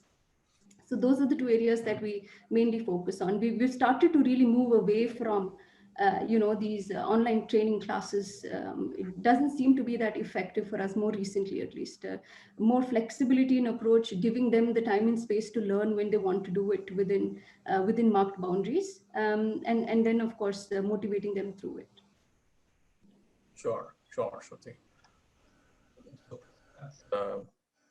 Your perspective, experience is not equal to performance, so you hire for potential and not for experience. So what's your take? I'm not sure who you called out. Yeah. I called out Prasad. Okay, sorry. So I think, if you talk about hiring for potential, it's a very broad concept, right? I think almost every organization today can only hire for potential. Somebody called it out earlier. There is only so much talent available in the market, and everybody wants to hire the same talent. So you have to hire for potential. Like if you look at university hiring, you are not doing nothing but hiring for potential, right? Because nobody from university would come in and solve problems immediately. So that applies to everyone. In fact, as a hiring manager, I would prefer to hire somebody for potential than get somebody who is a perfect match. Then I would not be able to provide any kind of a roadmap for this individual to grow. This is what somebody had told me when I was, sometime during my past experiences. Don't hire somebody who would know everything on the job. Then it's going to be extremely hard for you to retain. But that's a different topic.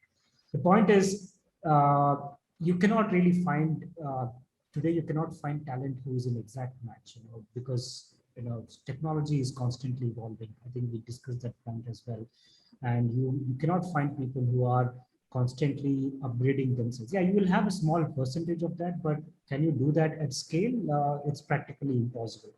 But what a lot of companies, especially in the product space, and this is what I learned when I was at Google as well, you hire people with strong, fundamentals, on the domain knowledge. For example, when we go to universities, we don't necessarily hire people because they are having a 9 CGPA. Now, they are probably an outcome of a different process. I think the process is, how do you look for people who have a very strong foundation on any of the domains they have, right? And then they can always pick up new coding languages, or they can pick up new concepts.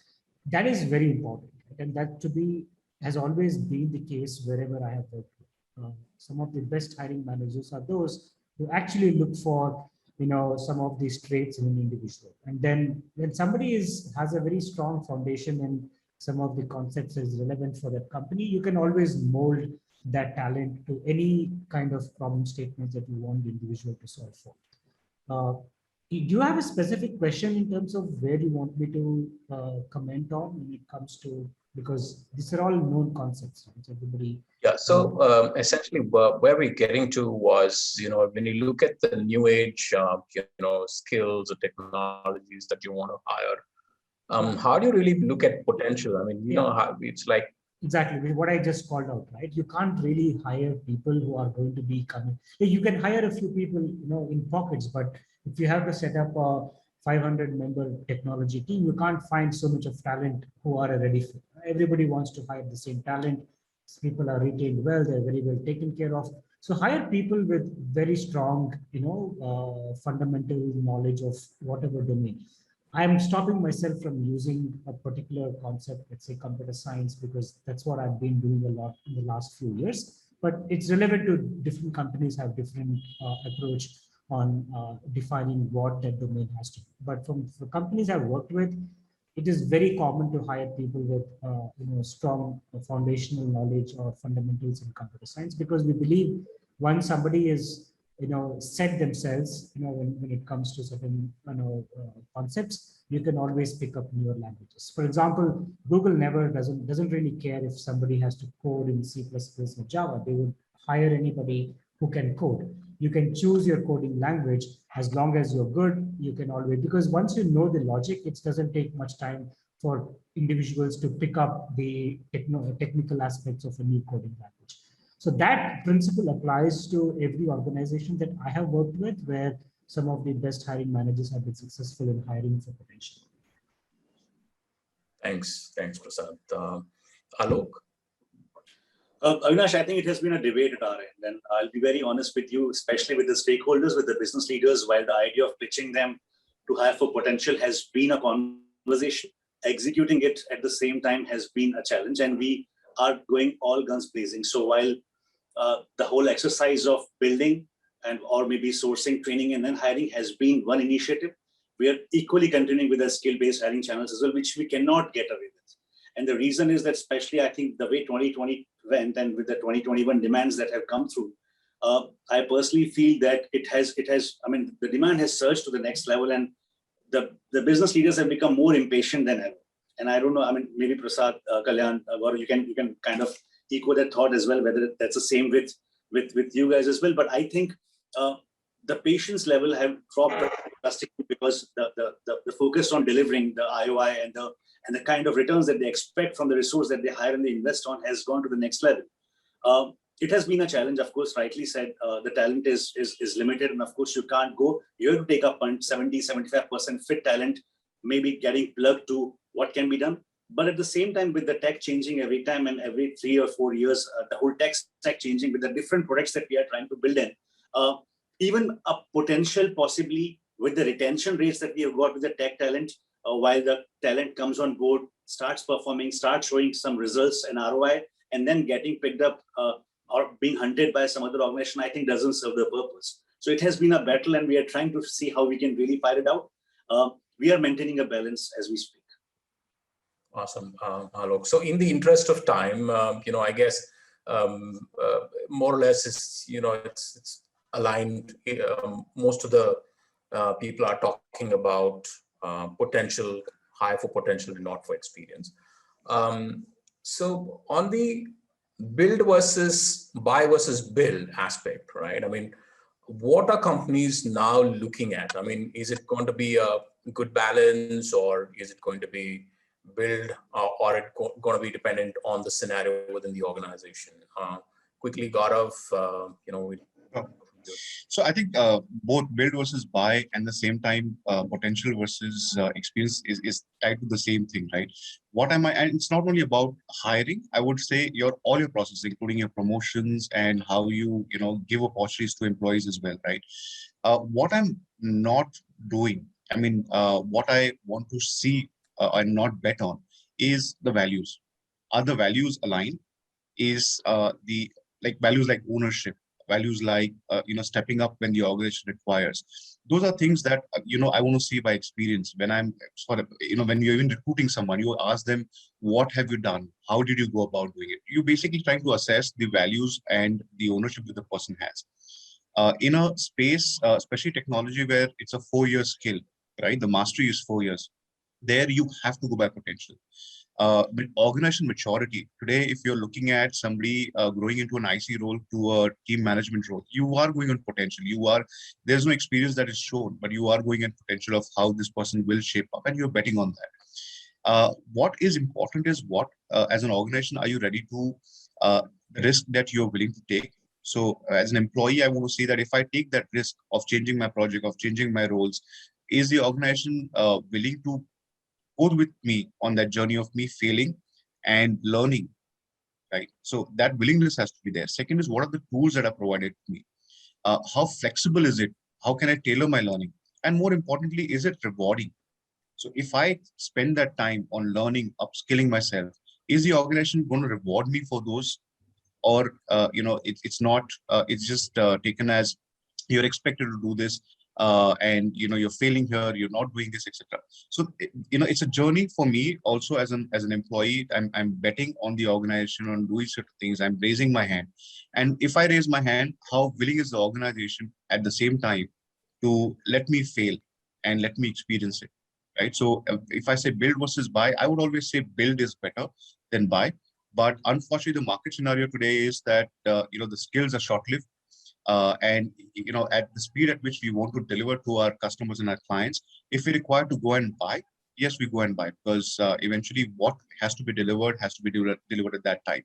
But the speed at which I am building internally also has to be accelerated, and the tools that I deploy, the speed at which I deploy, and most importantly, as I mentioned, ability of my employees to take risk and fail has to be built into the organization, where we are willing to take that. Awesome. Thanks, Gaurav. Maitri, at Tata Click, build or buy? It has to be a combination of both, but and that's a very generic answer. I'm sorry for that, but that's the reality, I guess. I was in fact thinking about the previous question as to what we ideally want versus what we have right now. Talking specifically about technology or tech industry, the technology is evolving every day. Today you're learning something, after 1 year it'll be obsolete.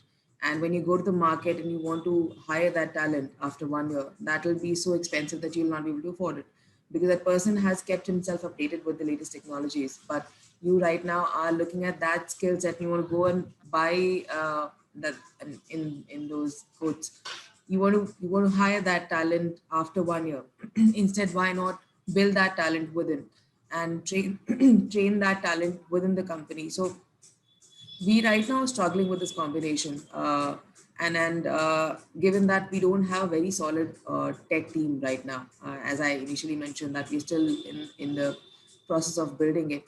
But our intention is to ensure that we are not in the buying game much. We are more into building game. Because at some point there will be a situation where the talent pool is such that with those limited skill sets, it'll be so niche that everybody would be wanting that talent. And because of this startup competition, e-com competition, or the industry competition, you will never be able to hire the exact match. So rather, the focus right now that we have is to ensure that we hire for potential, and we upskill these individuals, maybe in 3 years, if looking at the technologies that come in the market, and and also for the roles that we would need. For example, uh, we know for a fact that hiring a senior software engineer, or an engineering manager, for example, in Tata Click, would mean that you'll have to pay a lot of money. Why not train the senior software engineer to the extent that he is able to take up that role or that position, right? That EM in the market would be much more expensive, much more demanding, and there will be a lot of competition from other companies to hire that talent, versus you giving that opportunity to the internal talent, upskilling him, ensuring that he learns, he's updated with the latest technologies, he's updated with what, and he's also market ready. That shouldn't mean that he becomes so obsolete that after he leaves Tata Click, he's thinking, why did I join Tata Click? Why did I spend these many years?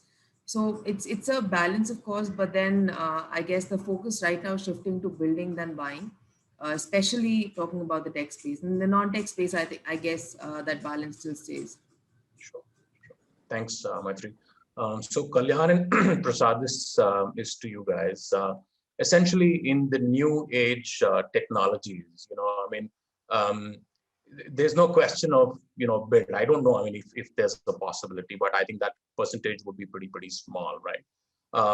So, what are certain things that you guys do in terms of attracting and engaging and hiring this new age talent with new age skills or technologies? Maybe one of Prasad can go first. Sorry, I'm just trying to gather some thoughts. I mean, it's again a very broad topic, right? The new age talent is very hard to be attracted. Like what I realized in the last few years, the market today is so ripe or so attractive for talent. Earlier, I remember you would probably be able to land a good candidate by just offering good compensation, or some brands like Google or LinkedIn or Amazon had an edge because they are MNC and there are a lot of aspects. But today, talent doesn't care so much for brand. It doesn't matter whether it is Uber or Google or Amazon, Flipkart, anybody. Like we lose talent to even some of the newer startups who are not big enough, who have not yet made a mark in the field, but because they are able to offer the kind of work that large companies are not able to offer, we lose talent to them. People are willing to take risk. What I've realized in the last 1.5 years, we were thinking that the pandemic might slow down hiring, might make the might make the talent think a little more when they are shifting jobs. It has not happened, right? In fact, we have hired a lot more in the last 1.5 years than ever before. Just to give you guys a perspective, our offer decline before the pandemic was upwards of 35 or 40%. I come from places where offer decline were less than 10%, be it Adobe or Google, and coming here at 40% was actually pretty shocking.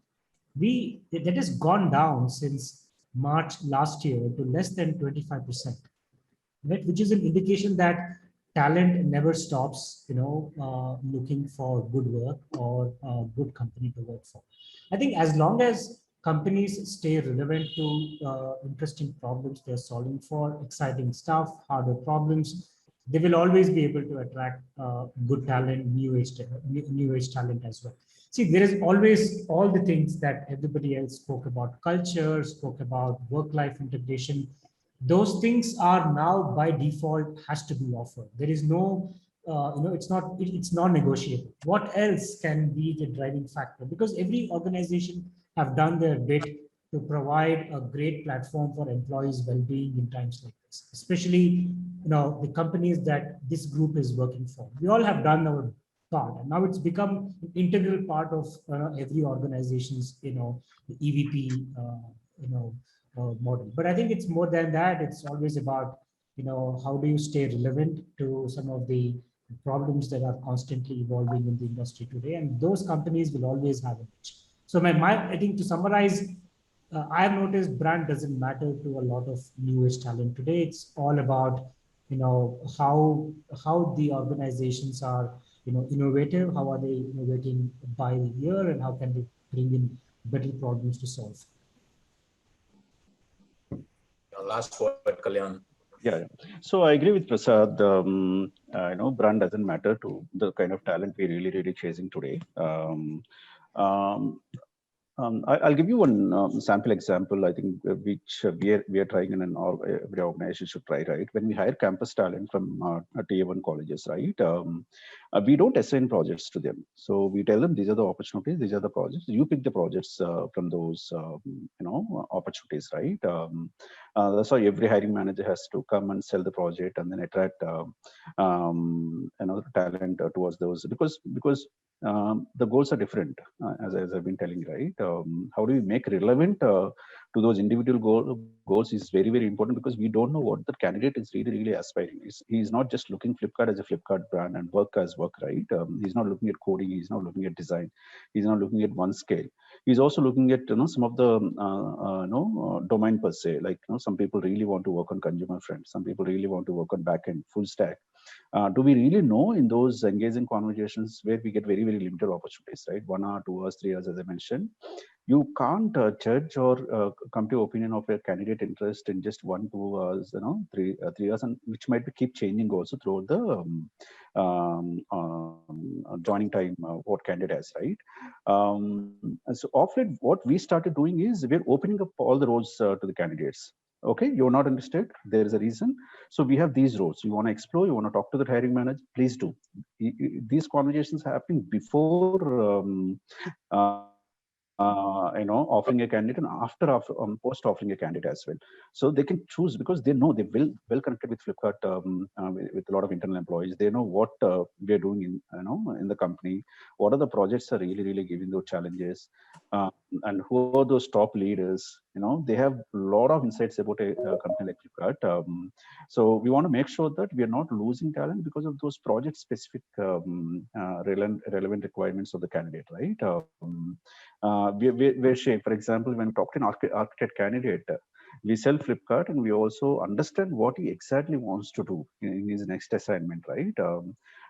Some of the questions I encourage my TA to ask always, what is something he's not getting to work in his current organization? So then can we map that and can we marry that to our requirement or not? If you don't have a requirement, there is no point in really engaging with that candidate, right? Or I have to create that opportunity for him. So then the journey starts. It's 6 months, 1 year, you never know. Sometimes it takes 2 years journey also with some of the candidates from US. We've been engaging with one of the candidates who settled in Google last 2 years, and now we're getting him on board, right? So we have to make it very relevant to the candidates, especially when you're chasing those top talent and new age talent, right? Which is very crucial for any organization. Thank you so much. Yeah, I think we've run out of time. We've in fact gone beyond 3 minutes, and it was wonderful. I think a whole day of discussion wouldn't be enough to kind of arrive at certain key pointers, but it was wonderful. I hope each of you have taken back some learnings. I thoroughly enjoyed this discussion. Thanks again for your time. Lovely having you on board here. We in fact have a group, Leaders Exchange group. It's an opt-in one. Sharnita is going to kind of send you guys a link of that. We'll also share with you the entire video of this session so that you may review, go back and take a look at it in terms of what's kind of being spoken about. We'll stay in touch with you. Thank you again for this time. Wonderful having all